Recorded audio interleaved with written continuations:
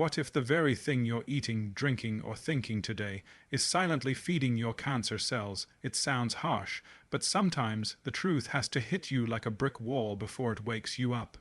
Every single day, there's a war happening inside your body, and most people don't even know they're the ones giving the enemy its weapons. You've been taught to fear cancer as some unpredictable monster, a disease that just appears out of nowhere, like lightning striking randomly. But here's the truth. Cancer doesn't appear overnight. It grows, it builds, it evolves. And it does all that while you're busy living your normal life, eating what you've always eaten, feeling the stress you've always felt, accepting the fatigue you've always carried. The most dangerous part: you don't feel it happening. You don't see it. Cancer is silent until it screams, but here's something they don't tell you. Your body never turns against you, not once. It's not trying to kill you. It's trying to protect you from what you keep allowing in. That junk food that comforts you, that drink that numbs the pain, that late night scrolling that steals your sleep, all of it becomes fuel not for life, but for destruction. Now ask yourself who's really feeding the cancer. Let's break the illusion. Most people believe cancer is purely genetic, that it runs in families and that your fate is sealed, but science now proves otherwise. In fact, less than 10% of cancers are caused by inherited genes. The rest, they're born from your environment, your lifestyle, your habits, your stress, your thoughts. Think about that. If your daily actions can create disease, they can also create healing, but healing doesn't happen by accident. It starts with awareness. You must realize that everything you consume, food, emotions, beliefs, becomes part of you. The body keeps score, and it remembers everything you feed it. There's something else you need to hear. Cancer cells feed on glucose, sugar. It doesn't matter if it's candy, soda, or white bread, your body breaks it down into the same thing, fuel for the tumor. While you satisfy a craving, your disease gets stronger, but there's hope if you stop being passive, because right now your body is still fighting. Even as you read this, your immune system is scanning, identifying, destroying threats. But it can't do it alone. You've got to stop giving power to the problem. Start creating space for the solution. You are not helpless. You are not fragile. You are not destined to be a victim. That's what they want you to believe, so you stay quiet, scared, and still. But stillness is not healing if you remain in denial. It's time to stop waiting for symptoms and start listening to your body's whispers before they become screams. Ask yourself, when was the last time you truly took care of your body like it was sacred? Not just for looks, not just for weight, but for survival. You've got to understand this cancer isn't just a medical condition. It's a message, a loud one, and it's asking you to change everything. The way you eat, the way you breathe, the way you live, the way you think. And if that sounds overwhelming, good, because that means it matters. You can't keep living numb and expect to heal. You can't keep choosing comfort and expect strength. Healing is not a passive process. It's war, a war for your life. And the greatest weapon you have is awareness followed by action. So, here's the deal. Watch this video until the end, not because it's just another source of information, but because your life might depend on what you're about to learn next. The truth in the next few minutes could rewrite everything you thought was impossible. It could replace fear with power and helplessness with a plan. If you feel tired of being afraid, if you're done being confused by contradictions, if you want to stop feeding the very thing trying to destroy you, then listen closely, because everything you need to reverse the damage, to fight back, to give your body the help it's been begging for is possible, but only if you decide now that the war isn't over, it's just beginning. And this time, you're not fighting blind. The reward, a chance at reclaiming your health, a chance at being the exception, a chance at life. So hold on, because in the next few moments, you'll hear how even stage 4 cancer doesn't have to be the end. It could be the beginning of your most powerful comeback. They told you there's no way back, that once it reaches stage 4, your chances vanish, that hope is just a word people throw around to soften the blow. But they were wrong, because some people don't just survive, they heal fully, and not by luck, by choice. Your body is not broken.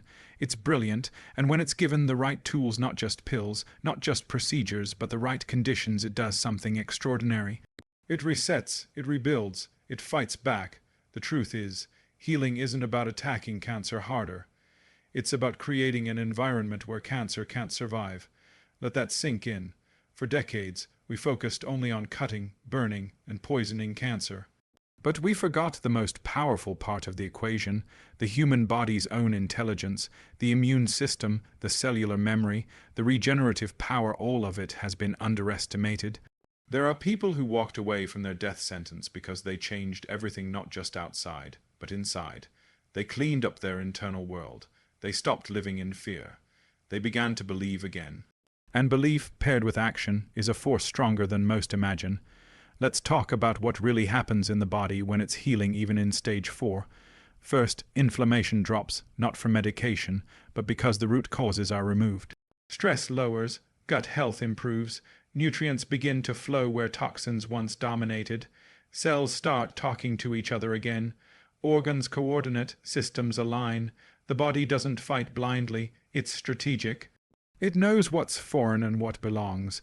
When you give it the signal to heal, it gets to work quickly, quietly, and powerfully. But this isn't just about biology, it's about belief. You must stop identifying as someone who is dying. You are not your diagnosis. You are not a statistic. You are a living, breathing human with the power to change course. And yes, that change demands everything. It demands you step away from everything that made you sick: the habits, the people, the mindset, the food, the self-neglect. It demands discomfort, discipline, consistency, but it rewards you with life. You see, healing doesn't require perfection. It requires truth, radical truth, the kind that forces you to face your choices, forgive yourself, and start over. Even if it hurts, even if it's scary, especially if it's scary, because fear feeds disease, but courage feeds your future. There are real stories of men and women who stopped asking, "How long do I have?" and started asking, "What can I still do?" And the moment they made that mental shift, something inside them changed. The fire came back, their bodies responded, the pain began to soften, the light returned to their eyes. Science is now catching up with what these people already know: the human body is not designed to fail. It's designed to adapt, to evolve, to protect itself, but only when it's no longer under attack from within. You are not a passive observer of your condition. You are the author of the next chapter. Start small. Remove what weakens you, breathe deeper, sleep longer, eat clean, speak kindly to yourself and others, move your body not as punishment, but as praise for what it still can do. Surround yourself with voices that lift you, not drain you. Choose peace over noise, purpose over numbness, and don't wait until it's easy. It won't be, but ease is not your goal, life is. When you begin this journey, expect resistance from your mind, from your old self. Even from those around you who don't understand your fight. But stay focused. You're not doing this for applause. You're doing this for your survival, for your future, for the moment still waiting to be lived.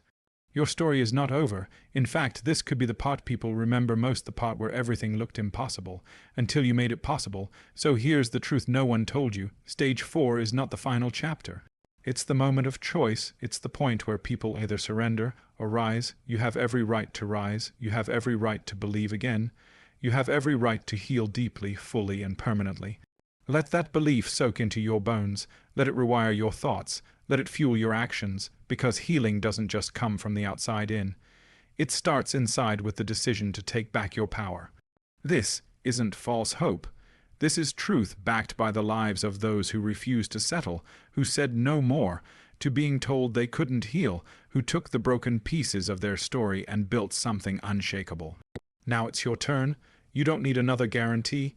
You need a reason to keep going, a reason to fight with everything you have left, and if you can find that reason, even one, your body will follow your mind. Your cells will obey your belief. Your immune system will rise with your intention. You are not too far gone. You are right on time, but now you must act, and act like your life depends on it, because it does. The power is in your hands. The comeback starts the moment you decide it's not over. Your body can't heal in the same environment that made it sick, and that environment isn't just physical, it's mental, emotional, and spiritual. Healing doesn't begin in a hospital bed or with a prescription. It begins the moment you decide to stop accepting pain as your normal. The moment you stop seeing yourself as a victim and start seeing yourself as a warrior. Every thought you think, every belief you hold, sends signals to your body. It tells your cells what to do. If your mind is stuck in fear, your body reacts with tension, resistance, and weakness. But when your mind shifts into peace, into purpose, into hope, the body begins to respond differently. It opens, it listens, it moves. The mind is not separate from your health, it is your health. Look at people who rise out of darkness. Look closely.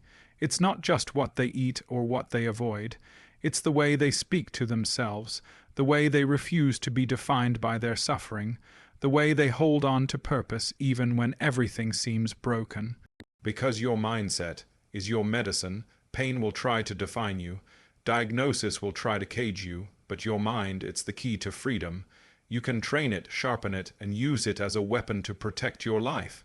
This is not about ignoring reality, it's about reshaping it. If your current reality is full of fear, doubt, and despair, then it's time to break that pattern. You were not born to survive each day. You were born to live, to fight, and to rise from the deepest of holes with fire in your soul. The truth is, most people don't understand how powerful their beliefs are. A defeated mind creates a defeated body.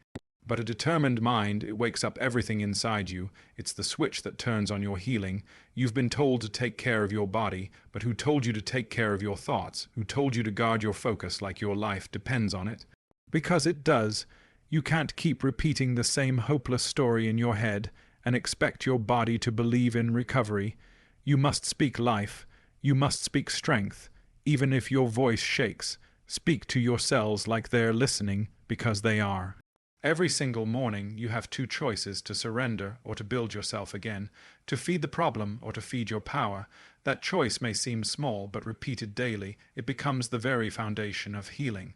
You must become the protector of your peace, the defender of your energy, the gatekeeper of your thoughts. Stop letting fear enter and sit at the table of your mind. Fear does not get a seat in your future. Create space in your mind where peace can live. Speak gratitude even in pain. Speak purpose even in struggle, not because it's easy, but because your life depends on it. No pill can do that for you, no machine. No specialist. That power to choose your state of mind belongs to you, and it is the most powerful medicine you'll ever own. Now ask yourself honestly, what kind of thoughts have you been planting? Doubt, regret, bitterness, or growth, faith, and fire, because what you plant grows, and what you repeat becomes your reality. You can't expect a healed life with a sick mind, so start right now. Rebuild your mind set the same way you rebuild your health, step by step, choice by choice. Remove the noise, disconnect from negativity, let go of the pain that's not serving you, forgive so you can breathe again, trust yourself again. You are not your past, you are not your pain, you are not your illness. You are the one who can rise out of all of it. And yes, the world might not believe you, but your body will. There is power in silence, in sitting still with yourself and listening, in trusting your instincts, in giving your mind the space to dream again. And the most dangerous thing you can do is convince yourself that change is not possible, because that lie kills faster than any disease. When you reconnect to your inner strength, something happens. Not overnight, but steadily. You begin to move differently, speak differently, think differently, and your body starts to match that new rhythm. You sleep deeper, you breathe better, you digest more easily. Your immune system gets stronger. Why? Because your mind is no longer sending signals of defeat. It's sending signals of life. That is how the strongest people heal, not just through what they do, but through how they think. They master their mind, they focus on victory before it arrives, they speak healing long before it's visible, they become it, and so can you. You don't need permission to believe in yourself again. You don't need everyone to understand your journey. You just need to remember who you are and who you're still becoming. This isn't just motivation, it's survival. You've come too far to give up now. You've endured too much to go silent now, so rise. Even if you have to do it slowly, even if no one claps for you, rise anyway, because your mind is your compass, and if you aim it toward strength, toward love, toward life, your body will follow. This is your moment. This is your chance. This is your time. Now breathe deeply, stand fully, and walk forward knowing this truth. Healing isn't just about what's around you. It begins with what's inside you, and everything you need is already there.